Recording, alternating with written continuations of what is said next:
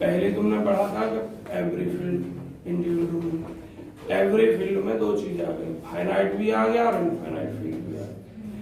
लेकिन यहाँ शब्द यूज कर दिया एवरी फाइनाइट इंडिविजुअल डोमेन, एक होता है इनफाइनाइट इंडिविजुअल डोमेन। तो केवल प्रत्येक फाइनाइट इंडिविजुअल डोमेन ही फील्ड कहलाएगा, इनफाइनाइट नहीं होगा। ऊपर क्या लगा हुआ है, अगर आपका इंटीग्रल डोमेन है तो वो रिंग भी होगा, कम्यूटेटिव भी होगा, यूनिटी भी होगा। यूनिटी छिपा लिया गया है, वो बताया नहीं गया। देखो कहां चर्चा की है यूनिटी की, और आगे लिख दिया without zero division. Without zero division किसमें आता है, इंटीग्रल डोमेन में। और क्या होता है, जस्ट उल्टी ये थ्योरम और जो पहली मैंने कराई है, लेकिन उसका प्रूफ आसान है, इसका प्रूफ डिफिकल्ट। अब देखिए ध्यान से, अगर आपको पेपर में ये वाली थ्योरम आती है, नीचे वाला नाम, तो जो हम इस थ्योरम में आइडेंटिटी की चर्चा करेंगे, तो पहले सिद्ध करेंगे कि इसमें आइडेंटिटी है, उसकी चर्चा नहीं करेंगे। और आप कर भी देते हैं तो अभी कोई प्रॉब्लम नहीं है, लेकिन ऊपर वाले में आइडेंटिटी की चर्चा पहले करनी पड़ेगी, क्योंकि आइडेंटिटी यहाँ बताया नहीं है। इन्हीं कंडीशन को यूज करते हुए, विदाउट जीरो डिवीजन को यूज करते हुए, इसलिए बोला इस पर गलत खिंच गया, विदाउट जीरो डिवीजन का यूज करते हुए, सेट रिंग है, रिंग की प्रॉपर्टी का यूज करते हुए, और कम्यूटेटिविटी का यूज करते हुए पहले यूनिटी यूज कर, यूनिटी दिखाएंगे और उसके बाद फील्ड। अब देखो फील्ड दिखाना है, इसमें इसका मतलब भी इंटीग्रल डोमेन ही है, इसका मतलब भी इंटीग्रल डोमेन, दोनों में अंतर क्या है, तो ये विदाउट जीरो डिवीजन होता है इंटीग्रल डोमेन, जो बाय डेफिनेशन लिखते हैं हम, और इसमें हम इनवर्स लिखते हैं। क्या लिखते हैं, बाकी तो सब सेम होता है। तो हमें एक क्या चीज सिद्ध करनी है, हमें दिखानी है कि इंटीग्रल डोमेन का प्रत्येक एलिमेंट जो है इनवर्स एलिमेंट रखता है। क्या दिखाना है हमें, इंटीग्रल डोमेन का प्रत्येक एलिमेंट भी इनवर्स रखना है। लेकिन बीच में जो आइडेंटिटी आ गई है ना, वो काम नहीं करेगी आपकी, वो बड़ा करेगी इस तरह। देखिए जरा, स्टार्टिंग बिल्कुल ऐसी है, सेम करनी है, एक ही लिखा रहने दो स्टेटमेंट, हमें जगह वेस्ट होगी आपकी। बच्चों अच्छे से समझेंगे थ्योरम को, टर्म समझने की कोशिश करेंगे, रटने की कोशिश नहीं करेंगे। कोई चीज समझ नहीं आती तो मुझे बीच में इंटरप्ट करके आप समझ लेंगे, रोक कर। Without zero division is a field, proof में देखिए, अगर देख लेता हूं उसमें क्या लिखा हुआ है, D finite commutative ring without zero division, an element सिद्ध करने के लिए डी फील्ड है, बी मस्ट प्रोड्यूस, हमें एक एलिमेंट वन उत्पन्न करना होगा डी में। समझ गए ना, ये किस पार्ट को प्रूफ कर रहा है, पहले वाले पार्ट है। तो दूसरे में तो इंटीग्रल डोमेन बोल दिया था, और इंटीग्रल डोमेन यूनिट रखता है, तो उसमें प्रोड्यूस करने की जरूरत नहीं है। उसमें जो यूनिट वाला पार्ट है बीच में, उसको कट कर देना है, डायरेक्ट लिख देना इंटीग्रल डोमेन जो है वो यूनिट एलिमेंट भी रखता है। लेकिन हम कौन सा वाला पार्ट कर रहे हैं, ऊपर वाला पार्ट, और इसमें यूनिटी की बात नहीं की, तो हमें पहला यूनिट एलिमेंट प्रोड्यूस करना है। वन जो डी को बिलोंग करता है, सच दैट इस प्रकार का 1 into a equal to a, for all A belong करेगा डी को। आल्सो बी शुड शो, हमें ये भी दिखाना है कि ए जीरो नहीं है और डी को बिलोंग करता है, तो there exist an element B जो डी को बिलोंग करता है, such that B A is equal to 1, यही सार है इसका। तो हमें एक तो 1 प्रोड्यूस करना है, मतलब यूनिट एलिमेंट दिखाना है, और दूसरा बात हमें कि एक एलिमेंट ऐसा प्रोड्यूस करना है कि a into B equal to 1 आ जाए। ए अगर जीरो नहीं है तो एक ऐसा एलिमेंट भी प्रोड्यूस करना है बी जिसकी इसके साथ गुणा करता हो तो एक आ जाए। इसका मतलब इनवर्स निकला है। क्या निकला है? क्लियर हो गया ना? नहीं हुआ तो हमें ये कुछ इसमें प्रूफ करना है। तो जरा आप ऐसे प्रूफ करना शुरू करेंगे और देखिए जरा क्या लिखेंगे इसमें, साथ ही साथ नहीं लिखेंगे मेरे, हाँ तुम्हें तो उतारना ही नहीं, बस समझना। Let finite commutative ring without zero division. Let f मत लिखो, d लिखो. D is a finite commutative ring without zero division. जड़ से और फाइनाइट की बात की है तो उसके अंदर कुछ एलिमेंट भी होंगे. तो मैं मान ले रहा हूं हैविंग एन डिस्टिंक्ट एलिमेंट. बच्चों समझे, इसका मतलब एन एलिमेंट हो लेकिन वो डिस्टिंक्ट, क्योंकि जो सेम होंगे ना उन्हें हम हर बार गिनती नहीं करेंगे. जैसे आपके पास कोई सेट है 1 2 3 और 3 3 3, ये फाइनाइट सेट है और एलिमेंट डिस्टिंक्ट इसके अंदर बस 3 है. ये जो 3 3 3 बार बार लिखा गया है ये तो गिनती में एक ही हो जाएगा बस. ठीक है, तो 3 डिस्टिंक्ट एलिमेंट. ऐसे ही इसमें having N distinct element. We have to prove, देखिए वी हैव टू प्रूव, हमें सिद्ध करना है कि क्या सिद्ध करना है बच्चों, हमें सिद्ध करना है कि ये जो D है, समझ जाओगे D, इसको ही लिख रहा हूं जो लिखा है, is also a field. Since चूंकि वी नो दैट, हम जानते हैं, क्या जानते हैं बच्चों, कि फील्ड जो होता है इज आल्सो कम्यूटेटिव रिंग होता है. जो इसने कह दिया ना कम्यूटेटिव रिंग, तो फील्ड कम्यूटेटिव, देखिए ये आपकी थ्योरी में नहीं लिखा हुआ, मैं अपनी तरफ से लिख रहा हूं. जहां जरूरत होगी मैं अपनी तरफ से लिखूंगा आपको समझाने के लिए. F is also commutative ring and unit भी रखता है, यूनिट एलिमेंट भी रखता है और इनवर्स भी रखता है. एंड आल्सो हैव नहीं, एंड आल्सो हैज रखता है यूनिट एलिमेंट. यूनिटी लिख दो, मतलब unit identity element. And each element of F, प्रत्येक एलिमेंट एफ का हैज रखता है इट्स इनवर्स. इनवर्स एलिमेंट भी रखता है. किसके लिए अपन बताएंगे किसके लिए. ऑपरेशन किसके लिए, किस ऑपरेशन के लिए, जो मैंने यहां बात की है कि ये कम्यूटेटिव रिंग होता है और साथ ही साथ यूनिटी भी रखता है और प्रत्येक एलिमेंट इनवर्स रखता है. तो ये जो बात है ये वाली किस ऑपरेशन के लिए, हाँ प्लस वाले के लिए, तो वो यहाँ रिंग में समझ गया, क्योंकि वो अगर रिंग है तो पहले प्लस के लिए अवेलेबल. अब एक्स्ट्रा बात की जा रही तो गुणा के लिए. मेरा तो गला भी बेकार हो गया तुम लोगों को समझाते पर तुमको ध्यान नहीं रहता. ये किताब टीचरों के लिए नुकसानदायक है. और किताब में सवाल करके बैठ जाओ आराम से बाल उतारोगे, इसमें तो पूरा बोलना ही पड़ता लगातार. और अब ज्यादा, क्योंकि उतारना बिल्कुल बंद है तुम्हारा, लगातार पढ़ाना. Of F has its inverse, ये बात है गुणा की. ये बातें जो दोनों मैंने लिखी है अलग करके, चाहता तो एक ही में जोड़ देता, तो अलग करके लिखी. क्यों लिखी है कि ये बात तो शामिल इसमें भी है, डी में भी है और इस एफ में भी है. तो जब हम डी को फील्ड दिखा रहे हैं और ये दोनों में सेम है तो इस चीज को दिखाने की आवश्यकता नहीं. उसमें इसकी बात नहीं की गई, यूनिट एलिमेंट हियर इनवर्सली. तो अगर आप इस फाइनाइट कम्यूटेटिव रिंग को फील्ड दिखाना चाहते हैं तो बस आपको ये दो ही चीज दिखानी है. क्या दिखानी है, यूनिटी दिखानी है और प्रत्येक एलिमेंट इनवर्स दिखाना है. देखिए हेयर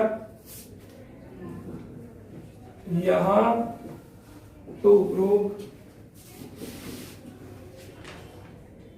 दिखाने के लिए दैट कि यह दिखाने के लिए कि क्या दिखाने के लिए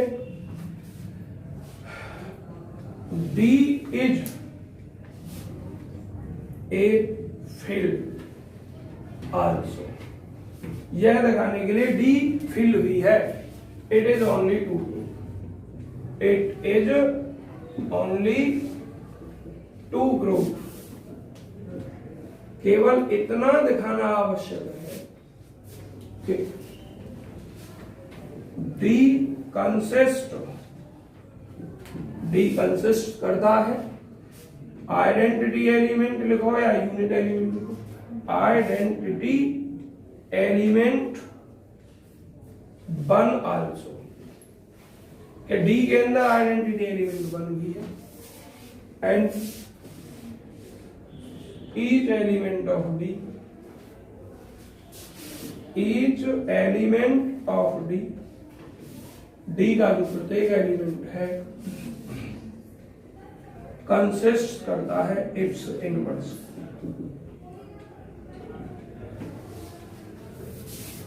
समझ में आ गई? अब देखना, अर्थात 1 बिलोंग करना चाहिए D को, एंड इफ यदि A कोई एलिमेंट है जो 0 के बराबर नहीं है लेकिन D को बिलोंग करता है, then there exists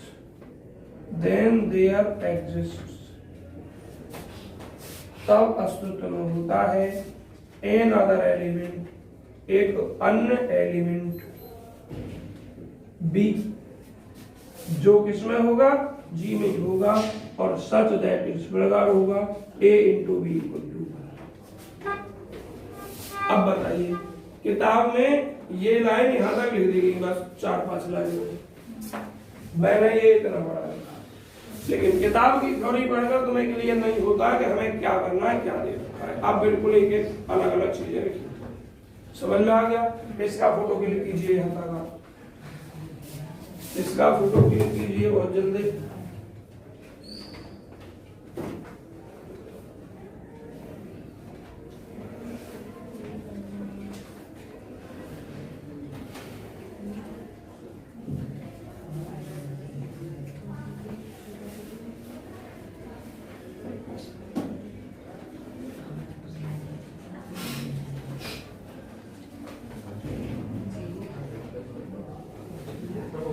हो गया बच्चों? अब थोड़ा इसमें अब तक तो थ्योरी पार्ट, अब थोड़ा न्यूमेरिकल पार्ट सुन लीजिए। इसको रफ कर दो, ध्यान रखना क्या क्या दिया गया है इसमें, क्या क्या लिखा हुआ है।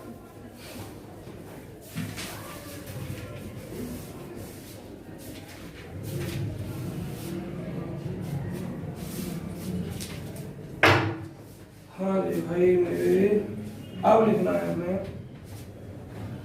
Late for all A belong करना है किसको, डी को। मैं मान रहा हूं ए डी को, और डी के अंदर कितने एलिमेंट मैंने माने थे, एन एलिमेंट। उन और ये ए उनमें से कोई भी एलिमेंट हो सकता है। जो डी के अंदर मैंने कहा था फाइनाइट एन एलिमेंट है, तो A1 A2 A3 है, तो मैं इस ए की उन सब एलिमेंट में गुणा करूंगा तब भी तो एलिमेंट एन ही रहेंगे, और प्रोडक्ट डी में ही रहेगा, क्योंकि वो क्या है, वो रिंग कह दिया उसने, और रिंग है तो प्लस के लिए या गुणा के लिए क्लोजर प्रॉपर्टी को तो सेटिस्फाई करेगा ही। तो देखिए क्या लिखना है अब आपको यहाँ, let A not equal to 0 belong करेगा डी को, let A for all A जो 0 बराबर नहीं है बिलोंग करेगा डी को, देन तब गुणा करें इसकी एन प्रोडक्ट, देन तब बी कंसीडर, हम कंसीडर करते हैं that n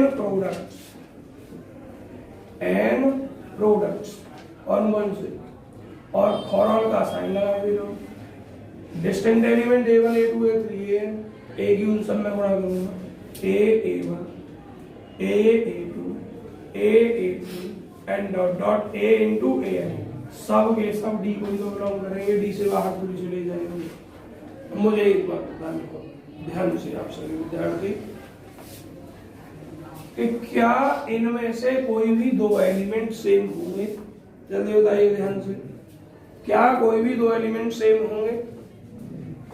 नहीं, सब डिस्टिंक्ट। क्या होंगे? सब के सब डिस्टिंक्ट। क्यों होंगे?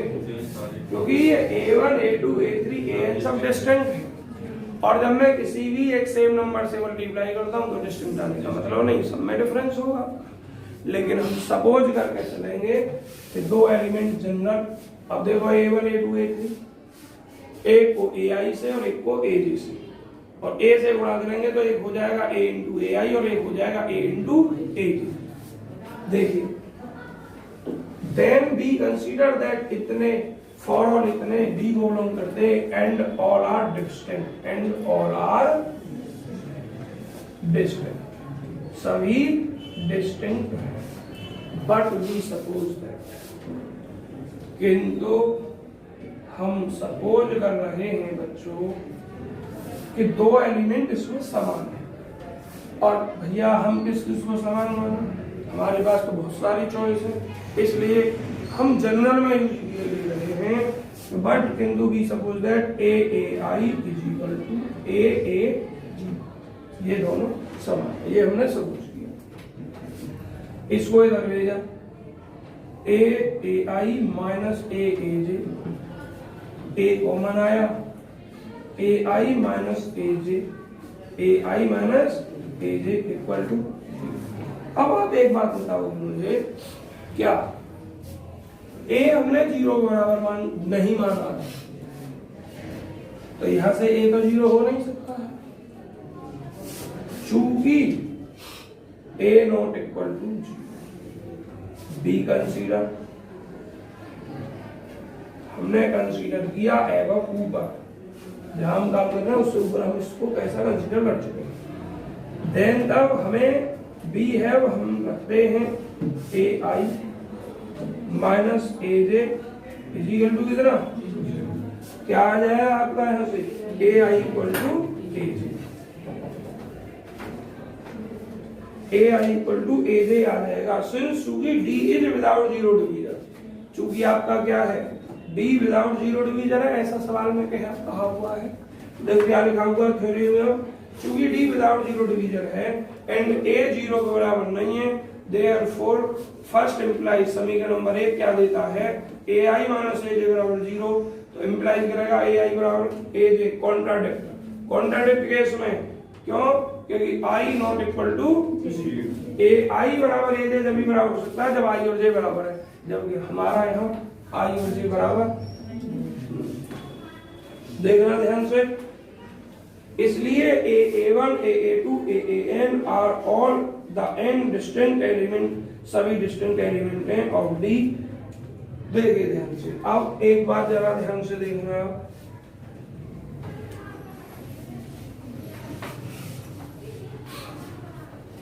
सिंस चूंकि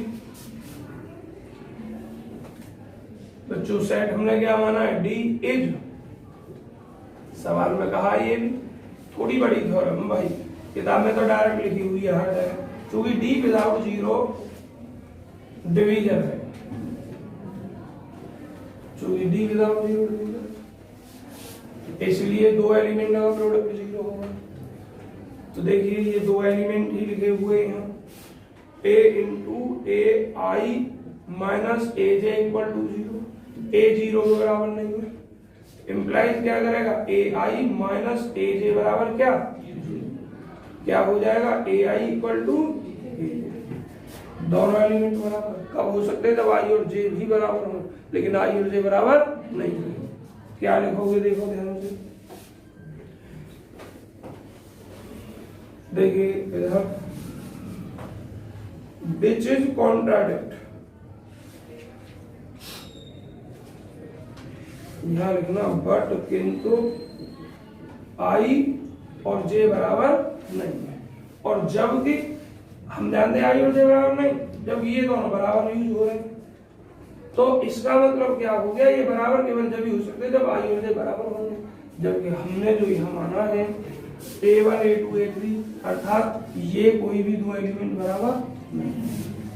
क्या हो गया, कॉन्ट्राडिक्ट हो गया। तो क्या लिखेंगे, but I not equal to 0 तो विच इज कॉन्ट्राडिक्ट।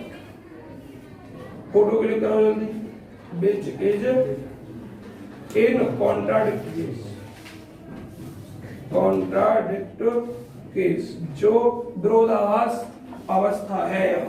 आवाज नहीं बच्चों।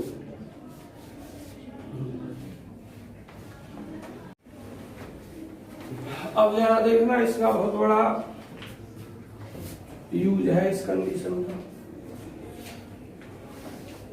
ये दोनों बराबर आ रहे हैं, क्या आ रहे हैं, ये दोनों बराबर आ रहे हैं। बराबर केवल एक ही केस में आ सकते हैं, केवल एक ही स्थिति में आ सकते हैं, जब हमने A1 A2 A3 AN जो माने एलिमेंट, इनमें कहीं आइडेंटिटी एलिमेंट बन गई है। क्या है, आइडेंटिटी एलिमेंट बन गई। और जब आइडेंटिटी एलिमेंट बन गई है तो उसकी एक ही एक में गुणा की जाएगी, तो रिजल्ट लौट कर क्या आ जाएगा, यही आ जाएगा लौट कर। तो देखिए क्या लिखेंगे, यहाँ के बाद फोटो हो गया, इसको रफ कर दूं मैं।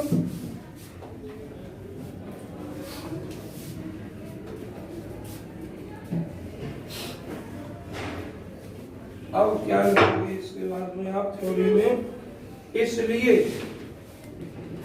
A1 A2 A3 and dot dot सब कुछ ऊपर लिखा जा चुका है, दोबारा से लिखना है। चूंकि इतने ये सभी क्या हैं, are all the N distinct elements, are all the N distinct elements, ये सब के सब एलिमेंट जो हैं डिस्टिंक्ट एलिमेंट हैं। So one of these elements will be equal to A. So one of these elements कौन से, जो ये ऊपर लिखे हुए हैं। सो इसलिए वन ऑफ दीज एलिमेंट, इनमें कम से कम एक element is equal to one के बराबर भी। अब जब बच्चों वन के बराबर होगा तो अब आप क्या लिख सकते हो, इज इक्वल टू 1। और जब इनमें होगा 1 तो बच्चों ये एलिमेंट माने किसके थे, हमने डी के बने। तो इम्प्लाइज करेगा 1 जो है वो किस में बिलोंग करेगा, देन अब हम क्या करेंगे, हमारा 12 आइडेंटिटी मिला। अब ए की गुणा 1 में करें या 1 की गुणा ए में करें, रिजल्ट क्या आएगा, लौट ए ही आएगा। इसका मतलब क्या हो गया आपका कि ये जो है यूनिट एलिमेंट की कंडीशन सिद्ध हो गई और एक चीज और सिद्ध हो रही है, हालांकि उसको सिद्ध करने की आवश्यकता नहीं है क्योंकि उसका नाम उसने दे रखा है पहले ही। इससे कम्यूटेटिविटी तो सिद्ध हो रही है। ए की 1 में गुणा करी या 1 की ए में गुणा करी, रिजल्ट लौट के ए आ रहा है, पर इसको यूज करने की आवश्यकता नहीं है क्योंकि सवाल में यहाँ देखिए कम्यूटेटिव रिंग पहले से ऑलरेडी यूज हुआ है। और अगर आपको लिखना है तो लिख भी सकते हैं, चूंकि D इज कम्यूटेटिव, इसको लिखने की आवश्यकता नहीं है, कारण बताने की आवश्यकता नहीं है क्योंकि जब A into 1 1 into A बराबर A आ जाए रिजल्ट तो वो कम्यूटेटिव ही होता है। अब देखिए इसके बाद में ये चीज प्रूफ हो गई यहाँ तक। अब क्या लिखोगे, बी सेल सो दैट। अब बात करनी शुरू करनी है हमें मल्टीप्लाइकेटिव की और इनवर्स की। देखिए B cell so that this element 1 is multiplicative identity. अब देखना, अभी हमने कम्यूटेटिविटी का यूज किया है, हम जानते हैं कि 1 हमारी आइडेंटिटी ही होती है, लेकिन हमें इन कंडीशंस का यूज करके इस 1 को मल्टीप्लाइकेटिव आइडेंटिटी दिखाना है। तो क्या लिखोगे, नाउ अब वी हैव टू प्रूव, हमें दिखाना है कि 1 इज मल्टीप्लाइकेटिव आइडेंटिटी। 1 जो है हमारी वो क्या है, मल्टीप्लाइकेटिव आइडेंटिटी है ऊपर की कंडीशंस का यूज करते हुए। लेट y भी एनी आर्बिट्रेरी एलिमेंट ऑफ, ये जो एलिमेंट हैं इनमें से किसी एक एलिमेंट को जनरल में x मान लो, y मान लो, जो मानना वो मान लो। लेट माना Y is any arbitrary element of D, let माना बाई इज एनी, आर्बिट्रेरी का मतलब आप जानते होंगे कोई सा भी जो हम अपनी मर्जी से लेना चाहें, Y is any arbitrary element of D, D का कोई भी एलिमेंट है, then from the above discussion for some X belong करेगा डी को बी शैल हैव, बच्चों देन तब हम मान रहे हैं कि लेट एक्स बिलोंग कर रहा है डी को, ये जरूर ना कि अबव डिस्कशन से और उससे, देन तब लेट हम मान रहे हैं कि एक्स बिलोंग करेगा डी को, देन तब बी शैल हैव, देन तब बी शैल हैव हम दिखाएंगे। ठीक बच्चों एक बात बताइए, कम्यूटेटिव टी का यूज है a × 1 = 1 × a, तो अब इसको आप क्या लिख सकते हो, हम मान रहे हैं कि ax = y है, क्या मान रहे हैं ax = y, तो इस कंडीशन के द्वारा अगर ax y है तो क्या y x a के भी बराबर नहीं होना चाहिए, होना चाहिए या नहीं होना चाहिए, तो अब हमारा मेन काम है इस चीज को लिखना, ax = y या y = x है, तो अब इस चीज को यहां रखेंगे तो ये हो जाएगी मल्टीप्लाइकेशन के लिए कम्यूटेटिव। तो जरा इसको करना बहुत आसान है, किसका यूज करके करेंगे, इसका यूज करके करेंगे। अब क्या लिखोगे बच्चों, ना भी है,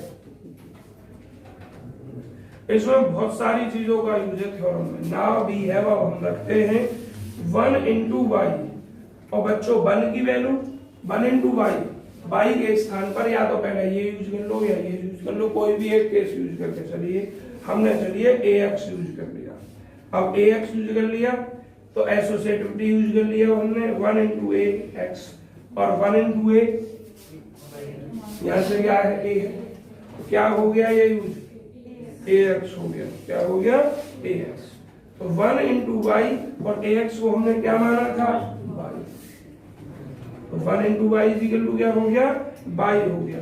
अब बच्चों क्या तुम y को y × 1 नहीं लिख सकते हो, इम्प्लाइड क्या हो जाएगा 1 × y = y × 1 हो जाएगा।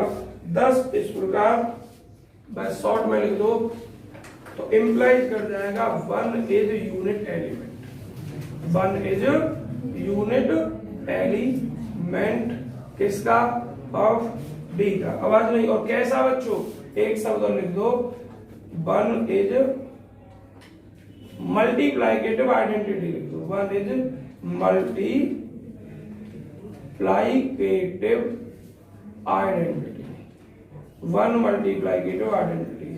बच्चों आइडेंटिटी की बात हो गई, इनवर्स की बात करने में ज्यादा टाइम नहीं लगना, जो टाइम लगना था वो मल्टीप्लाइकेशन का यूज करने में लगना था। और बच्चों जब हमारे पास इसके स्थान पर डायरेक्ट इंटीग्रल वाली बात दे रखी होती तो उसे डरना था, तो इस चीज को सिद्ध नहीं करते, डायरेक्ट हम इसी चीज को यूज करते क्योंकि वो यूनिटी भी दी गई है। तो अब देखिए, और फिर वो बहुत आसान थ्योरम हो जाती, तो अब आप क्या लिख दोगे इसके बाद में,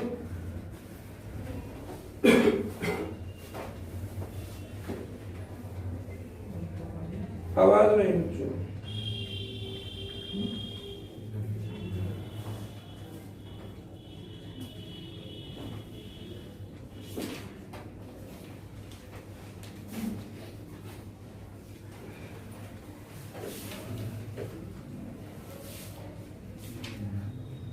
आवाज नहीं बच्चों। अब देखना जरा एक बात देखो, ये जो बल आया है किसके अंदर आएगा, यूनिट एलिमेंट डी के अंदर तो आएगा, और ये सब एलिमेंट किसके हैं, डी गई है, तो इसका मतलब इनमें से कम एक एलिमेंट 1 होगा या नहीं होगा, तो क्या लिखोगे,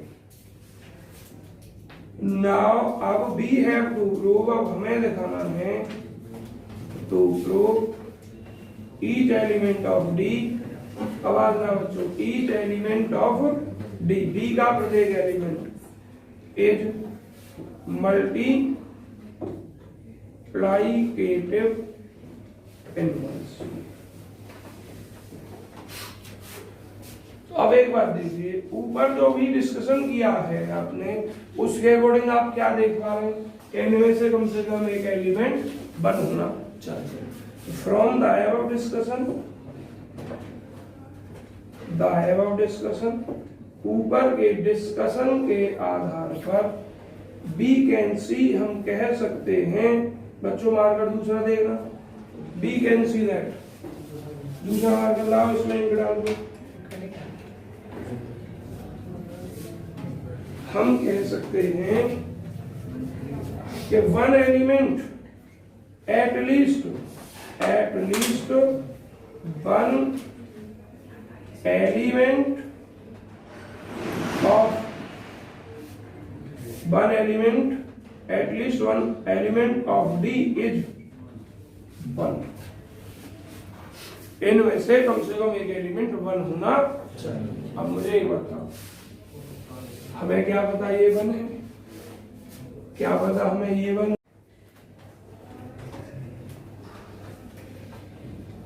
हाँ हम क्या कर रहे थे, eight least one element of D is one, इनमें से कम कोई एलिमेंट वन होना चाहिए। अब वन हमें क्या पता, ये एलिमेंट है, ये है, ये है, ये है, क्या है, कौन सा है, ए तो सब में फिक्स है,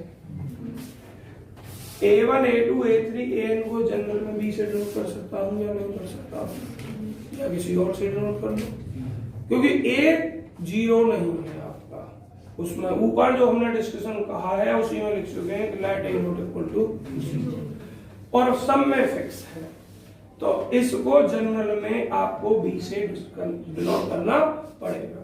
आप क्या लिखेंगे, ये हम फोटो हो गया, करो जल्दी।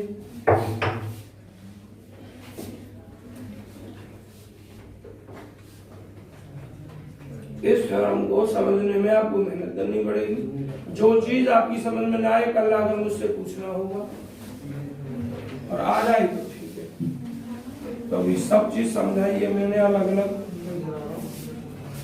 बात नहीं तो क्या लिखेंगे, at least one element of D is one, let माना a into B is equal to one, माना a into B is equal to one. अब बच्चों अगर a into B equal to one है और ऊपर उसने नाम कम्यूटेटिव का भी दे रखा है, अगर कम्यूटेटिव है और a इंटू बी डी के अंदर है तो b इंटू ए भी तो उसी के अंदर होगी, और जब a इंटू बी का रिजल्ट वन तो b इंटू ए का भी तो वन होगा, यहाँ लिखा है चूंकि d is commutative also, commutative also. अब मुझे एक बात बताओ, a इंटू बी बराबर वन है या b इंटू ए बराबर वन है, a मेरा जीरो के बराबर नहीं है तो b a का इनवर्स कहलाएगा या नहीं कहलाएगा, इसका मतलब, और b जनरल में सबके स्थान पर लिखा गया, तो इसका मतलब हर एलिमेंट जो है इसका स्वयं का इनवर्स समझ में आ गया। तो देखिए इंप्लाइज दैट, इंप्लाइज करता है कि ईच एलिमेंट, इंप्लाइज करता है दैट कि each element of D, D का प्रत्येक एलिमेंट हैज रखता है इट्स इनवर्स, इसका इनवर्स रखता है, हेंस प्रूव।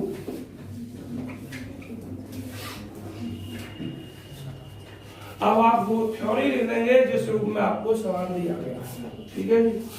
देखिए मेरी बात, एक बात ध्यान से सुन, ये थ्योरम अगर बड़ी आती है 5 नंबर में आती है, भला ही पार्ट कोई सा भी लिखा आता है, पहले वाला आता है या दूसरे वाला पार्ट आता है, तो हालांकि दूसरे पार्ट को अगर एग्जिट करिए करें तो वो बस 4 या 5 लाइन में हो जाएगा, क्योंकि उसमें हमें क्या क्या दे रखा है, उसमें इंटीग्रल डोमेन दे रखा था, तो एक ही प्रॉपर्टी तो डिफरेंस थी और उसको सिद्ध करने में ज्यादा टाइम नहीं लगता है, लेकिन वो 5 नंबर नहीं देगा, 5 का मतलब थ्योरम बड़ी है, इसलिए आपको सब कुछ ऐसे ही दिखाना होगा।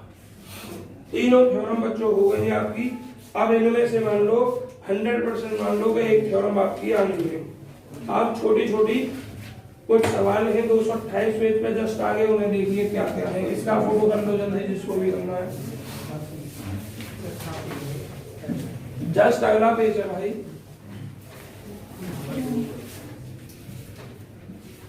पहली जो एक्सरसाइज तक है इसमें 10 नंबर का है, और उसके बाद 5 नंबर का एक चीज आएगी, कुछ भी चीज आए बस एक, पहली एक्सरसाइज के बाद, और वो भी फिक्शन हमें पता है क्या क्या आती है। पहली एक्सरसाइज में से, या ये कहें पहली एक्सरसाइज के एग्जाम्पल में से एक सवाल आना और एक थ्योरम आना। देखिए छोटे छोटे सवाल हैं और कैसे हैं। चलो बच्चों, पहले सवाल हम दूसरे को देखते हैं, पहला आपके लिए छोड़ दिया, बहुत सिंपल है। दूसरा सवाल क्या है? प्रूव दैट, सिद्ध कीजिए इफ यदि ए कॉमा बी बिलोंग करे आर को, आर क्या है? रिंग है। देन तब a प्लस बी की घात 2 is equal to A square plus A B plus B A plus B square, where जहां एक्स स्क्वायर भी मीन्स, इसका मतलब है एक्स इंटू, और बच्चों आर क्या है इस चैप्टर में? समझ में आ रही है? रिंग की कंडीशन का यूज करते हुए आपको इतना दिखा। अब देखिए जरा, बी है, हम रखते हैं, हम क्या रखते हैं? ए प्लस बी की घात 2, और यहां क्या दिया है? एक्स स्क्वायर का मतलब है एक्स इंटू एक्स, तो इसको हम ए plus B into A plus B लिख सकते हैं। जाने हम इसका मान इतना नहीं होता है, हम बस रिंग आर, ये रिंग है, आगे कुछ नहीं कहा, तो इसको हम ए बी को बी ए या बी ए को ए बी करके 2ab नहीं लिखेंगे। अब देखिए यहां आपको रिंग की प्रॉपर्टी का यूज करके ही आगे बढ़ना है। रिंग आपने पढ़ी है कि मल्टीप्लिकेटिव डिस्ट्रीब्यूटिव होता है ओवर एडिशन रिंग के अंदर, पढ़ा है आपने। ये मान के चलिए या तो ये तुम्हारा कोई एक एलिमेंट है और ये 2 एलिमेंट है सम के रूप में लिखे हुए, और या फिर इसको कोई एक एलिमेंट मानकर चलिए और इसको 2 एलिमेंट मानकर चलिए सम के रूप में। जैसा आपका, मैं ये मान रहा हूं कि मेरे पास ये कोई एक एलिमेंट है, ये कोई एक एलिमेंट है और ये 2 एलिमेंट है, ऐसे ए इंटू बी प्लस सी। रिंग की प्रॉपर्टी के अनुसार ए into B plus A into सी, इसलिए हम बोलते हैं लेफ्ट डिस्ट्रीब्यूटिव। अगर बाईं तरफ से गुणा की जाती है तो लेफ्ट डिस्ट्रीब्यूटिव, दाईं तरफ से की जाती है तो राइट डिस्ट्रीब्यूटिव। तो मैं इसको एक एलिमेंट अगर मानूं A plus B into A plus A plus B into कौन सा distributive law? Left distributive over addition. अब जब मैं यहां करूं तो यह राइट डिस्ट्रीब्यूटिव लॉ हो जाएगा, क्योंकि यहां जिससे गुणा करनी है वो राइट में है। तो क्या होगा? ए into A plus B into A into B into, हमें क्या दिया है? इसका मीन इतना या इसका मीन इतना। एक्स इंटू एक्स को एक्स स्क्वायर लिखा जा सकता है या एक्स स्क्वायर को एक्स इंटू एक्स, तो ये ए स्क्वायर लिखा जा सकता है। भैया इसके साथ हम कुछ नहीं कर सकते हैं, जो भी तो लिखना पड़ेगा। ए बी को बी ए के बराबर या बी ए को ए बी के बराबर नहीं लिखा जा सकता है, ये बस इतना ही प्रूफ होना है। लेकिन अगर आपसे यहां कह दे कि यदि रिंग आर जो है कम्यूटेटिव रिंग है, आर क्या है? कम्यूटेटिव रिंग है, तो ये फिर रिजल्ट क्या बनेगा पता है? a प्लस बी की घात 2 is equal to A square. इसको वो 2ab भी लिख सकता है और 2ba भी लिख सकता है। देखो ये जो दिया हुआ सवाल है वो तो यहीं तक है, लेकिन अब मैं कह रहा हूं यदि आप कम्यूटेटिव रिंग है तो, और कम्यूटेटिव रिंग है तो भाई मेरे बी ए को हम ए भी लिख सकते हैं। यह आपको लिखना है चूंकि आर कम्यूटेटिव रिंग है, और ये ए स्क्वायर प्लस ए बी और ए बी 2ab प्लस का बी स्क्वायर। क्लियर? किसी को कोई परेशानी? लेकिन ये सवाल यहीं तक करना है। अगर इसी सवाल में आपको कहते कम्यूटेटिव रिंग तो फिर यहाँ तक करना है। अगला एग्जाम्पल नंबर 3 बच्चों, इनके फोटो वगैरह मत खींचो, आसान चीजें हैं और तुम्हारी किताब में हो रही।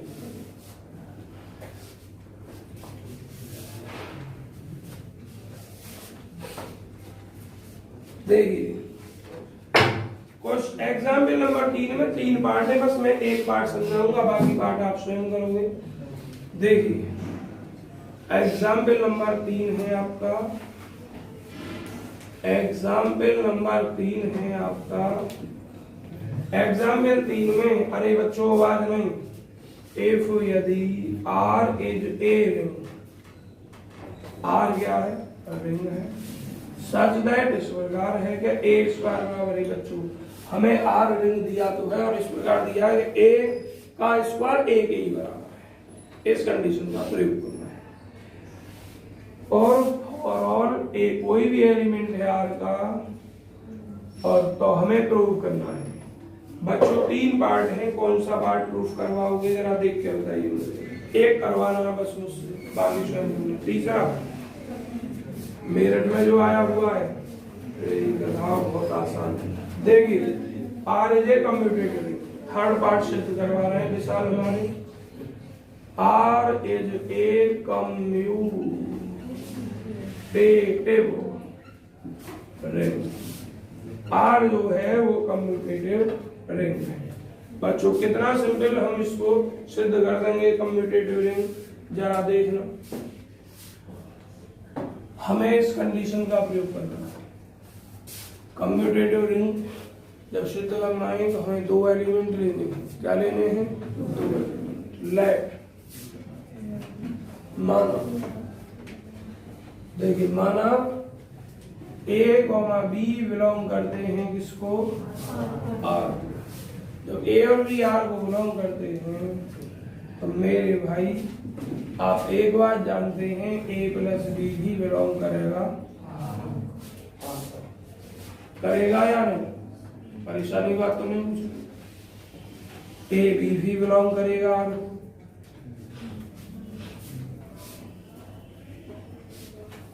बी ए भी बिलोंग करेगा आर को,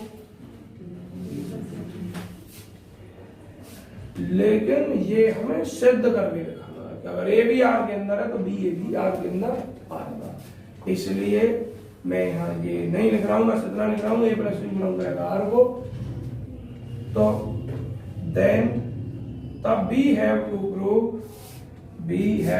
प्रूव, हमें सिद्ध करना है, we have to prove that, सिद्ध करना है कि R इज ए कम्यूटेटिव, बहुत है कम्यूटेटिव। अब जिससे मैं पूछूं, रिंग में 2 ऑपरेशन होते हैं, प्लस और गुणा, तो यहाँ R को कम्यूटेटिव अस्मित प्लस के लिए कर रहे हो या गुणा के लिए? प्लस। अरे भाई मेरे भाई तुम लोगों को हंसी क्यों आती है?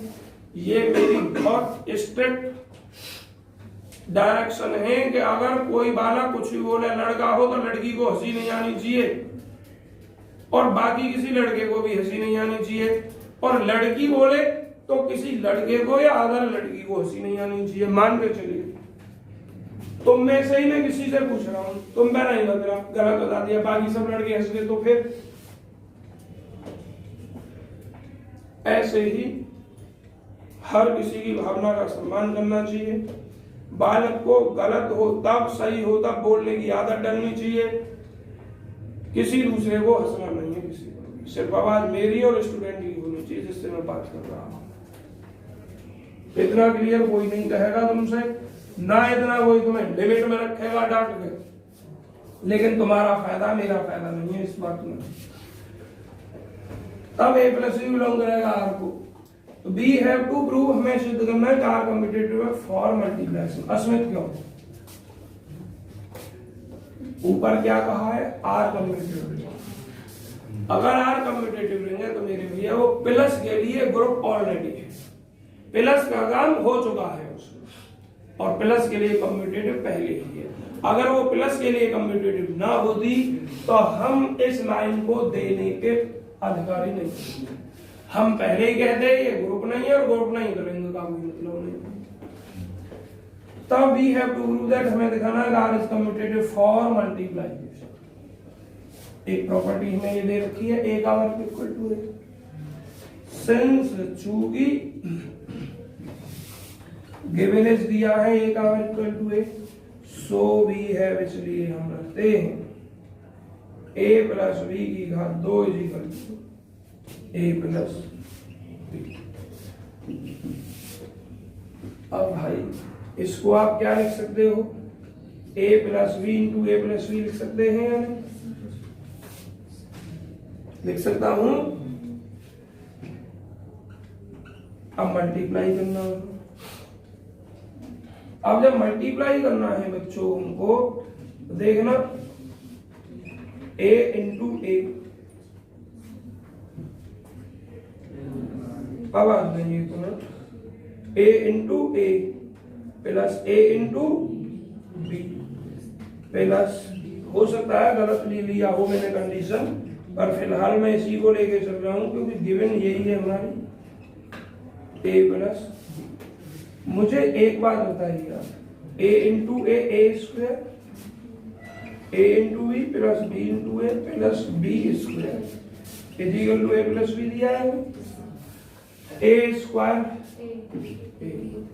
ए स्क्वायर को क्या रखना पड़ेगा हमें, plus A B plus B A, B square को भी रखना पड़ेगा ए प्लस बी, ए से ए कट जाएगा, लेफ्ट कैंसिलेशन लॉ का यूज करोगे, बी से बी एक साथ या अगली लाइन में करोगे, क्या बचा हमारा A B plus B A is equal to कितना, यहाँ एक मिस्टेक हो रही, बस ए बी बराबर बी ए सिद्ध करना है और हमारा आ रहा है ए बी बराबर माइनस बी ए। एक मिनट,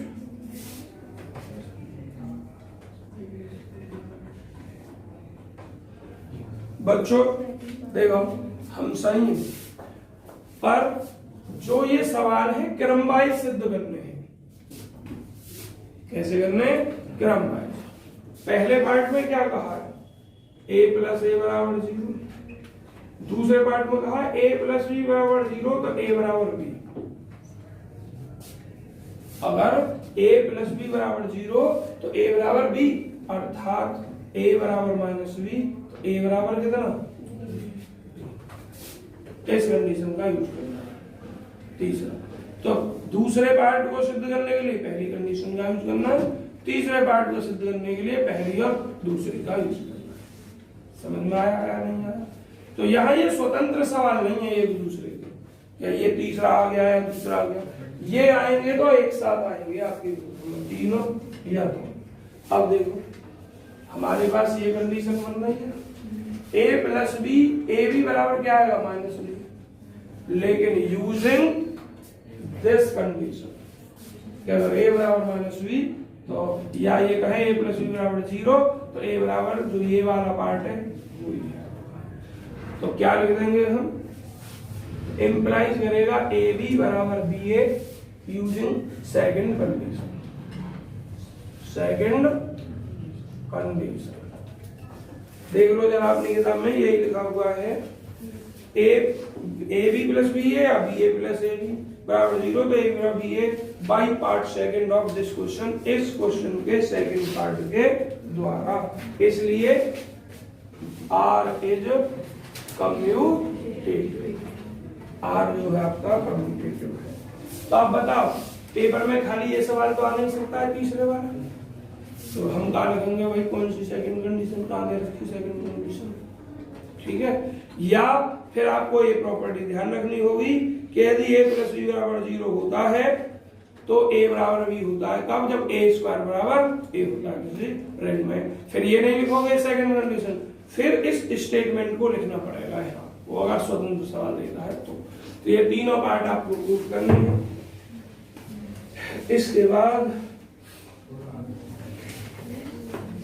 बच्चों जरा देखना एग्जाम्पल नंबर 5, निशान लगाओ जरा, एग्जाम्पल नंबर 5।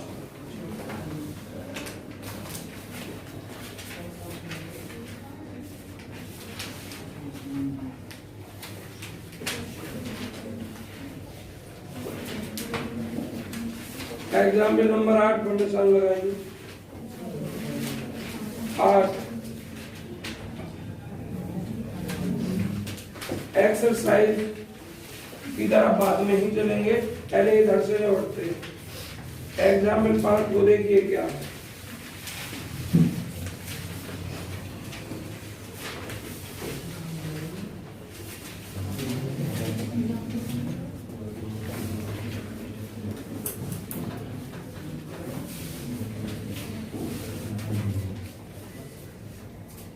देखिए एग्जाम्पल नंबर 5 आपको ध्यान आ जाना चाहिए। मैंने इसी सवाल के उद्देश्य के लिए एक सवाल नोट में पढ़ाया था। क्या गया है? सो दैट लीजिए the set of numbers of the following, मतलब क्या एक सेट है, सिद्ध क्या करना हमें देखो आगे, फील्ड सिद्ध करना है। सेट को एक्स से डिनोट कर दिया हूं, एफ एक सेट है, उसके अंदर एक्स इस प्रकार है, मतलब एफ के अंदर एलिमेंट इस प्रकार है कि एक्स बराबर a plus B root, x बराबर a प्लस बी रूट, जिसमें a और b बिलोंग करते हैं Q। For all a comma b belong करते हैं Q। Q बोले तो बच्चों we have to prove, हमें सिद्ध करना है कि, बस बच्चों इसने कहा है कि फील्ड सिद्ध करना है। आप जानते हो फील्ड दो ऑपरेशन के लिए सिद्ध होता है। अगर कोई ऑपरेशन नहीं दिया गया तो आपको प्लेसर उड़ा लेकर करना है, या वो स्टैंडर्ड ऑपरेशन देता है अपने स्टार वगैरह। तो we have to prove that F plus और डॉट में लिए इज ए। बच्चों अब जो मैंने परिभाषा आपको बढ़िया बढ़िया तरीके से दिखाई दी वो यहाँ का, अगर कोई भी आपको फील्ड सिद्ध करना है सेट, तो उसमें आप कितनी चीजें सिद्ध करते हैं? मीनू नाम 11 सिद्ध करनी होती है। 11 प्रॉपर्टी प्रूफ करने को मैंने के भागों में बांटा था। अब सवाल कर रहे हो ना, वो तो समझाने के लिए लिखा था, कम से कम लिखो। वहां पहले 11 5 अलग अलग लिखो, फिर उनको प्रूफ करो। यहाँ 3 में लिखो और बाद में प्रूफ करो। 3 कौन कौन सी थी? प्लस के लिए भी एविडेंस लो, गुणा के लिए भी एविडेंस, और तीसरी मल्टीप्लाई के लिए होगा। क्या लिखोगे? To prove it, to prove it, इसको सिद्ध करने के लिए वी हैव टू प्रूव, हमें सिद्ध करना है। We have to prove that, हमें सिद्ध करना है कि, क्या सिद्ध करना है बच्चों? हमें सिद्ध करना है कि नंबर 1 ए लिखो, एफ प्लस के लिए is an abelian. Number B पे लिखो एफ गुणा के लिए इज आल्सो एन, दूसरा मार्कर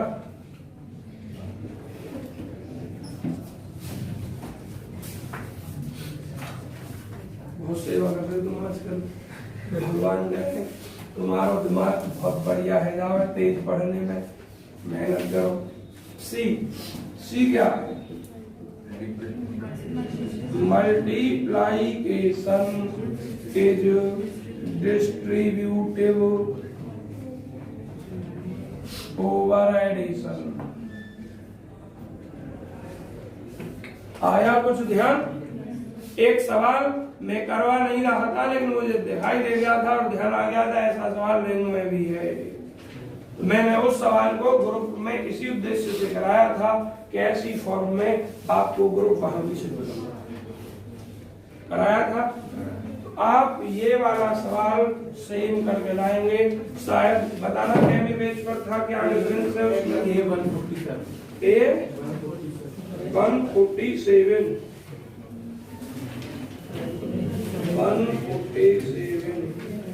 बच्चों जरा देख लीजिए, a plus B root 2, a plus B root 2 लिखा हुआ, और किसके लिए? एडिशन के लिए ग्रुप सिद्ध करना। तो ये वाला पार्ट, ये वाला मैं जॉगी तो आपको करवा चुका हूं, अपने ही हाथों से बोर्ड पर ही करवाया है, वहीं से ये पार्ट आपको जॉगी तो है उतार सकता। ठीक है। तो पहले क्या लिखना है, ए हैंड डालनी है और एफ प्लस के लिए एज एंड अवेलियन ग्रुप लिखना है। और बच्चों आपको फुल डिटेल कर देनी है वहां से। पहला क्लोजर, दूसरा एसओ, तीसरा ई आई और चौथा ये भी आई से ही बनेगा तो यहाँ मैं इनवर्स लिख दे रहा हूं। और पांचवा commutative same उतारोगे।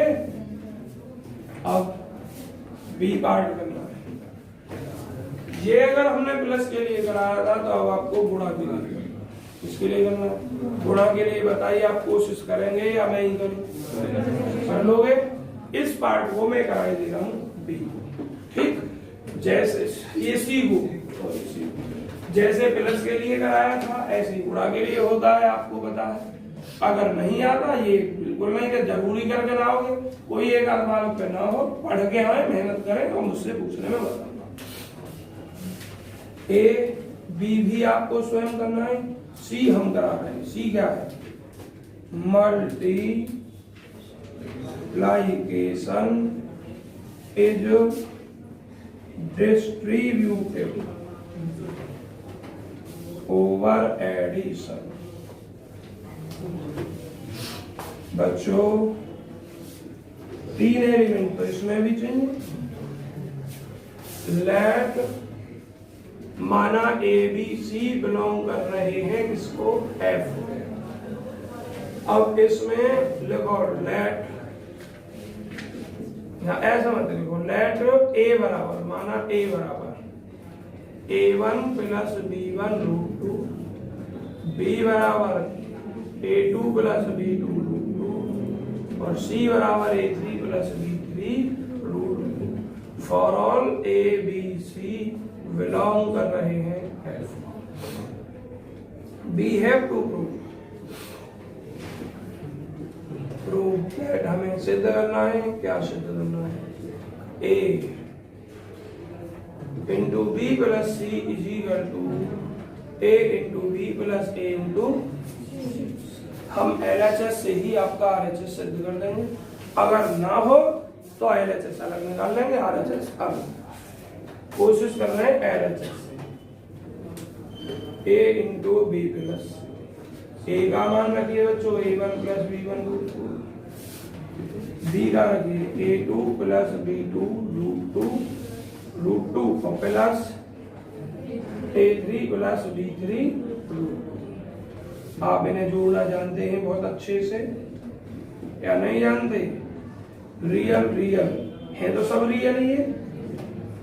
A2 plus A3 और ये B2 plus B3 root. Problem तो नहीं किसी को? अब बच्चों आपको ये सॉल्व करना है। कोशिश करिए कि इसी से ये चीज आ जाए डायरेक्ट। तो मैं इसकी इसमें मल्टीप्लाई करूं,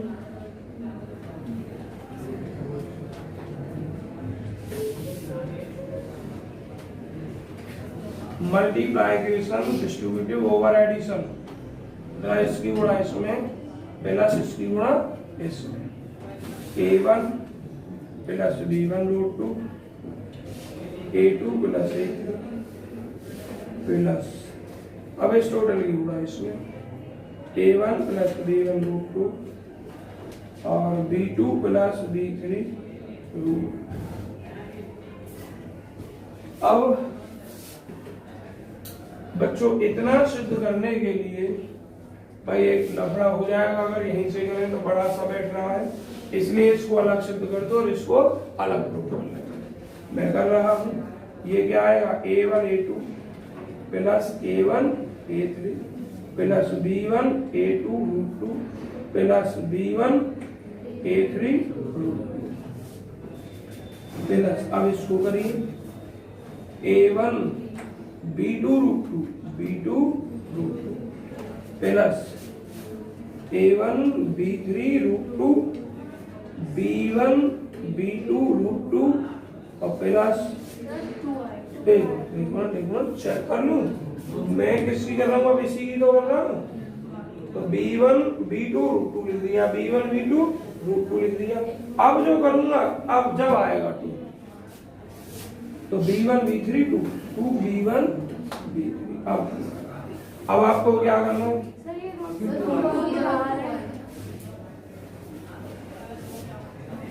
मैं चेक पहले वाले की गुणा सही की है ये बताओ। अब मैं दूसरे की अपने आप चेक करूँ, मुझे ऐसा नहीं होता है। देखिए a1 b2, इसकी भी गुणा करके लिख रहा हूँ a1 b2 √2।